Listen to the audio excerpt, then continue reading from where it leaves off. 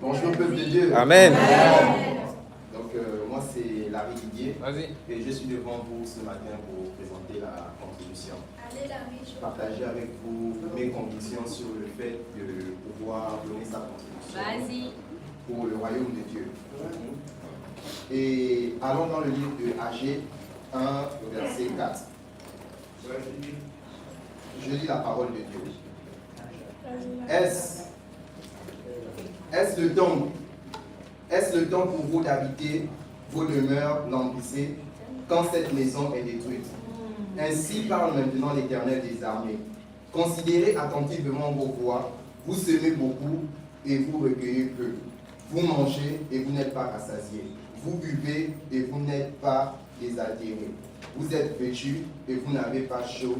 Le salaire de celui qui est à gage tombe dans un sac percé. Ainsi parle l'Éternel des armées. Considérez attentivement vos voies.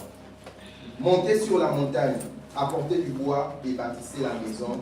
J'en aurai de la joie et je serai glorifié, dit l'Éternel. Le verset 9. Vous comptiez sur beaucoup et voici, vous avez eu peu. Vous l'avez rentré chez vous, mais j'ai soufflé dessus.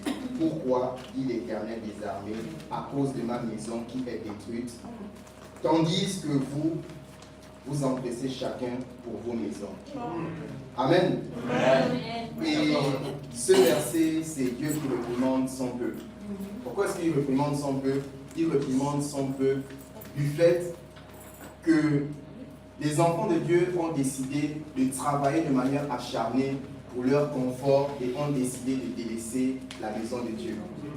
Et non seulement ils mettent du temps et ils mettent de l'énergie, ils mettent de l'argent à pouvoir bâtir un confort luxueux, mais ne veulent pas bâtir la maison de Dieu.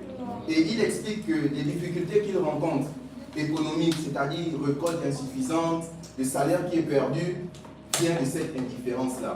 Donc, plus nous sommes indifférents à ce qui concerne la maison de Dieu, plus aussi nous allons rencontrer des difficultés en ce qui concerne notre économie.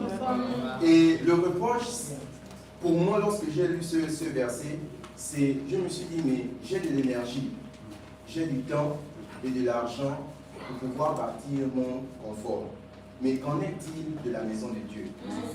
Et personnellement, ce verset, lorsque je suis tombé dessus, j'ai compris pourquoi est-ce que j'ai rencontré certaines difficultés. Parce que Dieu dit clairement que si je ne mets pas en priorité son temps, l'énergie que je mets, l'argent que je dépense et le temps que je prends pour pouvoir bâtir moi mon propre confort, bâtir moi ma maison, bâtir mon énergie, lui soufflera dessus. Et pourquoi est-ce que Dieu soufflera dessus? Ici, on comprend que Dieu ne s'adresse pas à un païen, Dieu ne s'adresse pas à quelqu'un qui n'est pas son peuple, mais il s'adresse ici à ses enfants. Il s'adresse ici à son peuple. Et lorsque un père entre dans sa maison et qu'il trouve la maison n'est pas, comment on appelle ça, entretenue, il ne va pas s'adresser aux voisins, il va s'adresser aux enfants qui sont dans la maison. Mais lorsqu'on dit participer à la construction du temple, moi je prends le mot construire. Qu'est-ce qu'il faut pour pouvoir construire un temple? Et je pense que chacun de nous commence à comprendre, pour construire un temple, il faut ci, il faut ça. Mais les matériaux qu'il faut pour pouvoir construire le temps qu'il faut, l'énergie qu'il faut dépenser, c'est à travers notre contribution. Et cette contribution-là, c'est simplement notre argent. Parce que nous ne pouvons pas construire le temple de Dieu seulement avec notre énergie et notre temps. Il faudrait que nous puissions investir notre argent. Et si nous ne sommes pas capables d'investir notre argent, ça montre en réalité que notre priorité n'est pas tournée vers Dieu. Et moi, ça m'a fait beaucoup réfléchir. Parce que ce verset m'a tellement touché. Je dis que mais plus je me concentre sur moi-même, plus je rencontre des difficultés. Je ne sais pas pour vous, mais à chaque fois, ça s'applique dans ma vie. À chaque fois que je suis fidèle, je vois des bénédictions dans ma vie. Et à chaque fois que je suis infidèle, je vois des difficultés dans ma vie. Et ça, c'est un passage qui s'applique chaque fois dans ma vie. Si je fais un mois, je ne suis pas fidèle avec ma contribution. C'est 3 mois les difficultés. Parce que quand on n'apporte pas dans la maison maison de Dieu et que nous rencontrons des difficultés, ça montre qu'en réalité, ce n'est pas parce que tu donnes à Dieu que tu rencontres des difficultés. Parce que ton argent, tu l'utilises pour toi-même, pour tes dépenses, ton temps, ton énergie, ton confort, que tu rencontres des difficultés. Donc, pourquoi ne pas faire confiance à Dieu? Pourquoi ne pas être un enfant intègre? Pourquoi ne pas être un enfant qui répond à ses devoirs envers Dieu?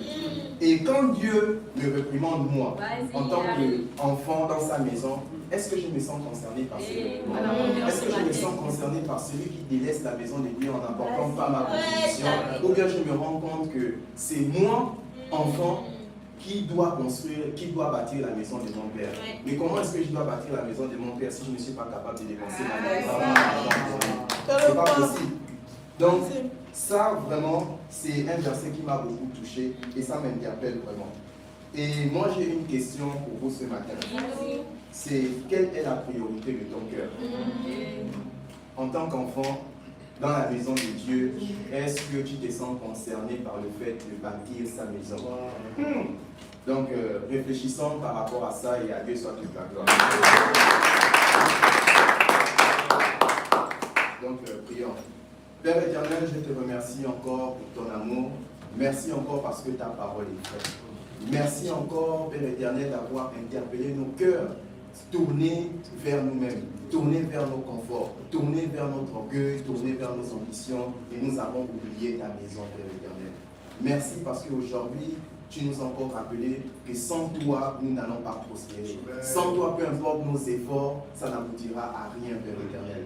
Que nos cœurs soient encore tournés vers toi, que nous ne puissions pas seulement être présents, que nous ne puissions pas seulement être des personnes qui sont là en assistante, mais que nous puissions nous donner corps et âme et participer à travers notre argent, Père éternel, pour l'avancement de ton œuvre. Merci pour tout. Au nom de Jésus que je prie. Amen. Amen. Ok, frères et sœurs, à présent, je vais vous demander de vous disposer. On va chanter ensemble et on va donner avec un cœur joyeux. Amen. Amen. Ok. Je veux